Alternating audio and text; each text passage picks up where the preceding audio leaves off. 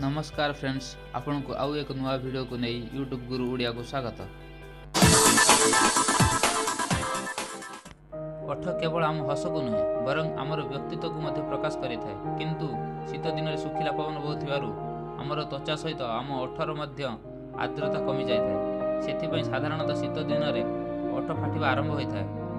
केबे केबे तो ओठ फाटी रक्त मध्य बाहरी थाए, जहाँ आम पाटी भीतर को जीवा द्वारा शरीर में विभिन्न प्रकार रोग सृष्टि होइथाय। सेथिपई आम त्वचा स्वास्थ्य सहित ओठर मध्य खास जत्न नेबा निहाती दरकार। किंतु ठंडा पागरे टिके अधिक जत्न नेबा जरूरी होई पड़िथाय। आसतु जानिबा फटा ओठ को ठीक करिवार उपाय। शीत ऋतु हेउ अबा ग्रीष्म स्वास्थ्यकर रहिबा सहित ओठ को कोमल और नरम रखिबा पई भरपूर मात्रा रे पानी पीवा उचित। कारण शरीर में पानी कम हेबा द्वारा ओठर आर्द्रता कमी जाइथाय, जहा द्वारा ओठ फाटिबा आरंभ होइथाय। सेथिपई दिन को अति कम 4 लिटर पानी पियंतु। फटा ओठ को कोमल और नरम करने राति में शोवा पूर्व निज ओठरे मोह लगातु। सकाळे उठिबा परे ठंडा पानी रे ओठ को धोई दियंतु। यह द्वारा अति शीघ्र फटा ओठरू मुक्ति पाई परिबे।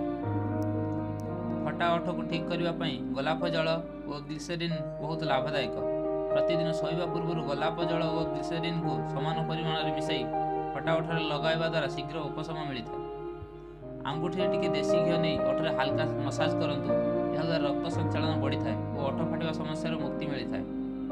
राति रे शोवा पूर्व नाभि रे सरिष तेल लगाइबा द्वारा ओठ फाटिबा समस्या दूर होता है। गोलाप पत्र को बाटी सेथिरे लहुणी मिसाई ओठरे लगाइबा द्वारा ओठ कोमल और नरम होता है।